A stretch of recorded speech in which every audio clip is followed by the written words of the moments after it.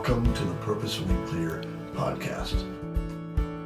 In this podcast, we're going to be telling stories about direct application of tools, processes, systems that lead to validating outputs for students and teachers. Systems change, if you will, through culturally validating pedagogy and leadership.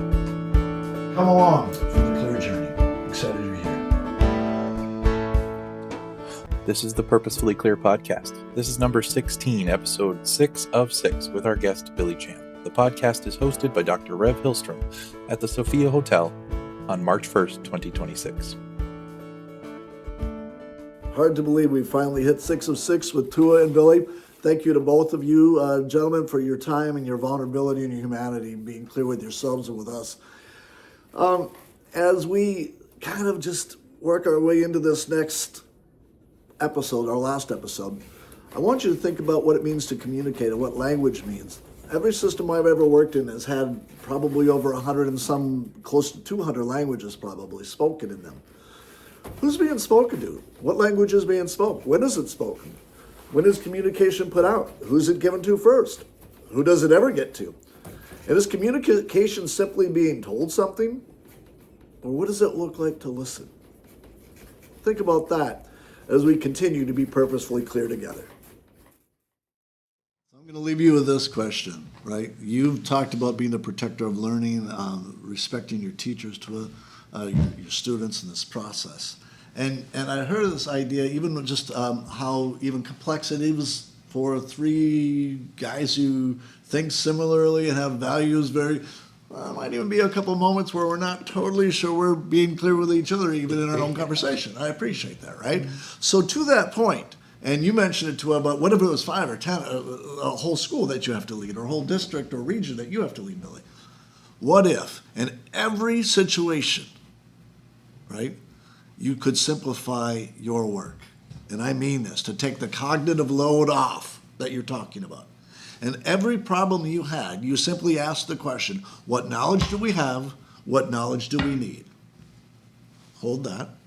What skills do we have? What skills do we need? And you hold that, you bracket that. And then you ask the question, what's our investment by personal will or institutional will? And is that enough to fix the problem? Could that be a simple everyday process that could bring all these different things and reduce the cognitive load and get right to the quick question? Even think about a student, like around their pedagogy in the classroom. What does the student know? What do they need to know? What skills do they have? What skills do they need? What investment has the student made, or their family, or we have made in the student, right? Or whoever, right? Could you reduce the cognitive load?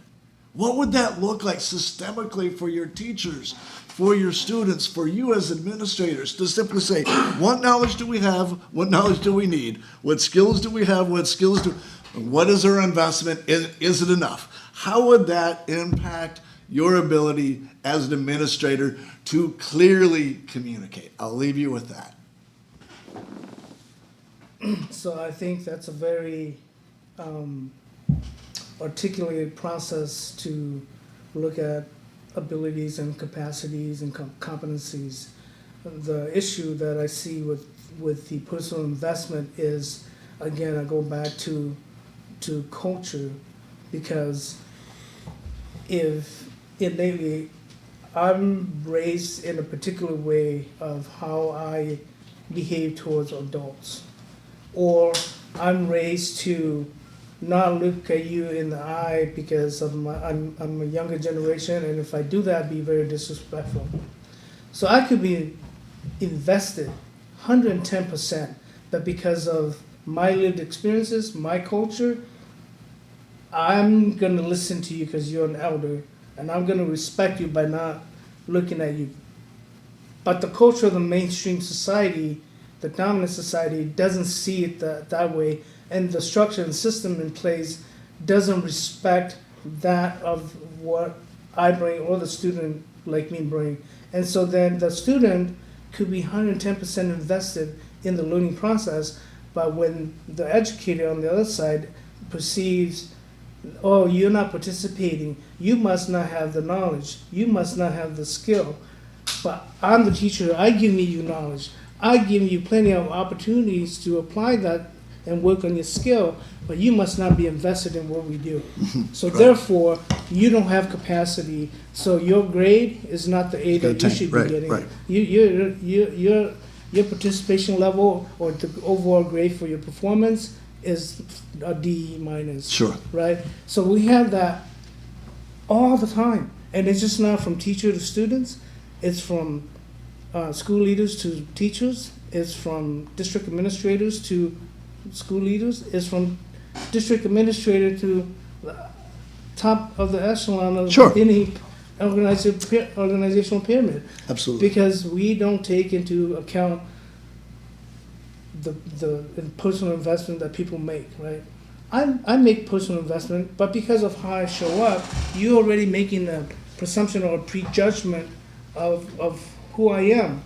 And so therefore, it doesn't matter what I do from then on, you already made up your mind as to my level of performance. I've watched it your whole career, brother. And so, I've watched it your whole career, brother. and so it doesn't matter. No. I can take a rocket to the moon and back to impress you, but it won't matter because I'm still going to get that D minus, right? Just because of who I am culturally, right?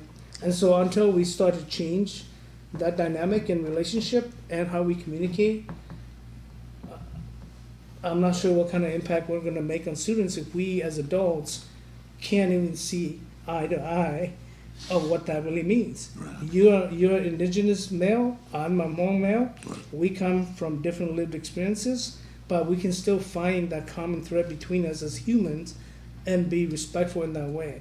Well, but within the educational institution, until we can do that within that context, that little shy Asian Hmong girl, yeah, you're always going to treat her that way, even though she's brilliant. She's a genius. Yeah. But because of her disposition, if you don't understand that, you're going to rate her a lot lower on your grading scale than what she deserves, right? So we have to me, that is the root cause. But we don't do that. Instead, we put Band-Aids and say, hey, let's get that little girl some friendship group. Let's have that little girl work with the psychologist to work on her, Well, right. I mean, innately, if I'm introvert, come on now. You're not going to put me on stage and expect me to rally the crowd. But you should hear this brother sing Sister Sweetly by Again Town and the Monsters. I mean, he can rally the crowd. So I think part of that is, to me, culturally based, that we have to also consider to be a part of our change process. Yeah. And until we have some of those structures in place, the mindset's not going to change. Right? It's not. Welcome to Behind the Curtain with our friend Rev. Rev.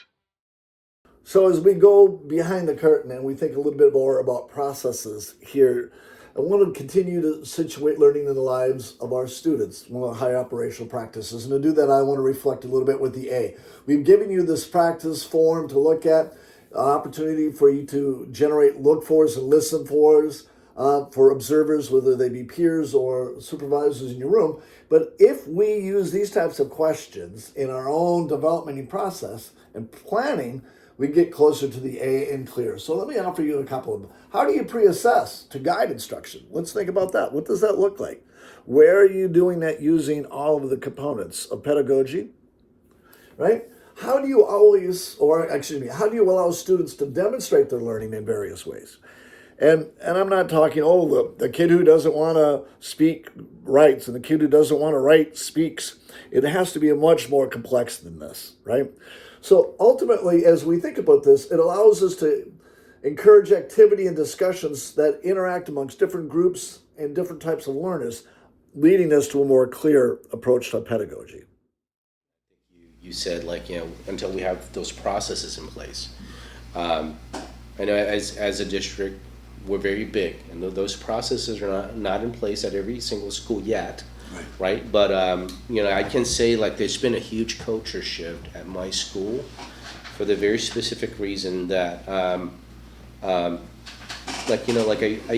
helped teachers build patterns in applying their knowledge and pairing up with the right skills. So they have patterns of successes and implementing those skills.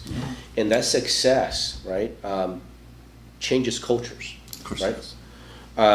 So like, that was one of the biggest problems we had actually, right? It's like we had a lot of English learners, and no matter if you were Hispanic, Asian, right, or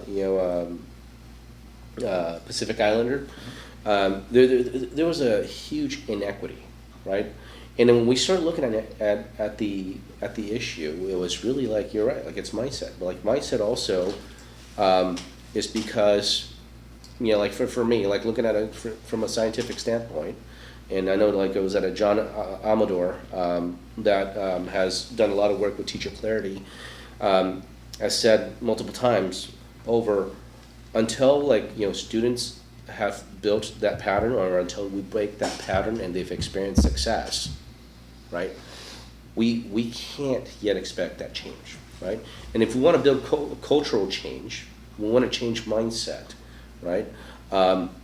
Yes, we can have the skill, we can have the knowledge, but that's how we're going to change the wheel, right? So like I think I'm not quite sure what the work is around that yet. I get you, and but that's something that I you and I are going to spend Yeah. some time together, and I'm really grateful because in our conversation, it was obviously you're a clear pedagogist. I mean, it was obvious. So I appreciate you not even knowing the model and being and share some of your stories and how they are clear, and I appreciate that.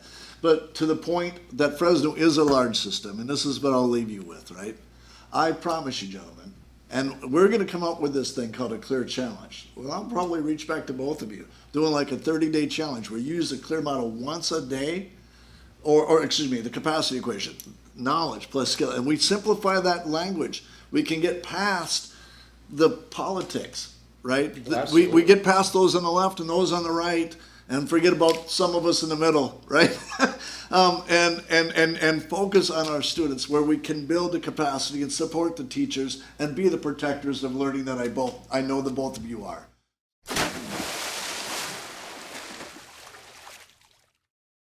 So the best way to lead systems change in this area is to obviously become clear and to have impact. If we can switch the conversation into a collective around the individual still mattering, so that they can make a positive academic change together, we can systematize this work. So this is that conviction that we've got to get to, and we must understand if we're ever going to have impact. I am so grateful for you taking the time for this conversation, gentlemen. We're going to have a great conference. Thank you so very much for your truth, your power, your voice. Thank you. Thank you. Hai, until we meet again, gentlemen. Respect. Thanks, guys. Thank you. Perfect. Yeah. I got one. All right, so we're sitting on the side of the St. Croix, doing a reel-to-reel, and probably should be doing a revved up. We're at 16.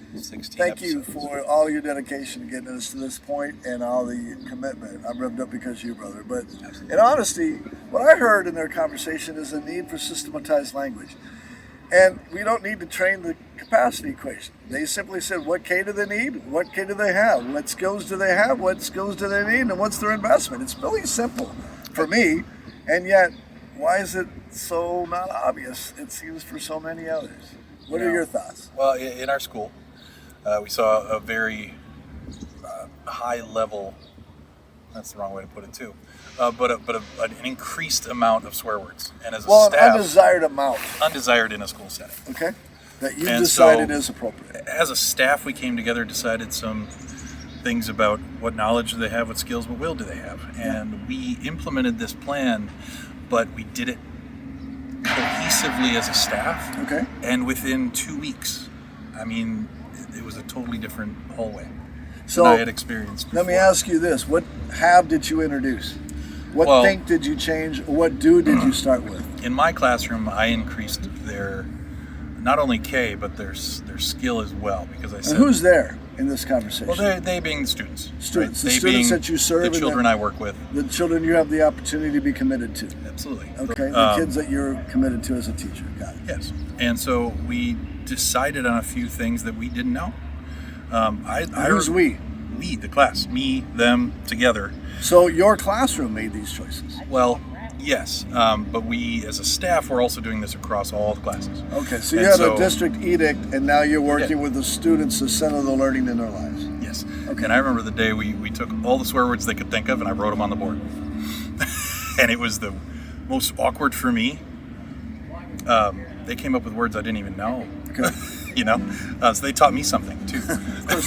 And then we took time to erase all of them, almost but one by one. And I only asked the question, would these be appropriate in school? So they already knew. The knowledge was already there. You added The skills, skill is not using these in settings where they're not appropriate. and you developed a process for that to happen. So that's a real live application. I'm not going to get into whether the words are appropriate or not. I'm not going to have that opinion on this conversation. But you led a systemic change collectively that centered learning in the lives of students. So this is real application, folks. Just want to, and I didn't know what he was going to talk about to this. No, just this now because we don't have this rehearsed. My point in this is this type of professional development doesn't show up in standard ways. It shows up in podcast and community. If you want to learn more, there's free credits. Talk to Nan. Looking forward to being purposely clear with you. Absolutely.